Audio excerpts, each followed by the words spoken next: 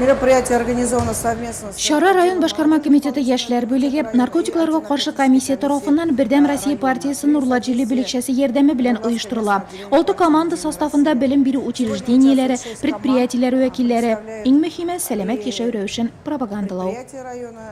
Бүген алар ак халатларын, эш формаларын спорт киеменә алыштырып әзрәк сызыгына басты. Балалар яшүсмерләр спорт мәктәбеннән 2 команда, Үзәк район хастаханәсе, шәһәрнең 4нче мәктәбе һәм Таграз энергосервис җәмгыяте нәфис затлары барысы да биргә җиңәм дип килгән.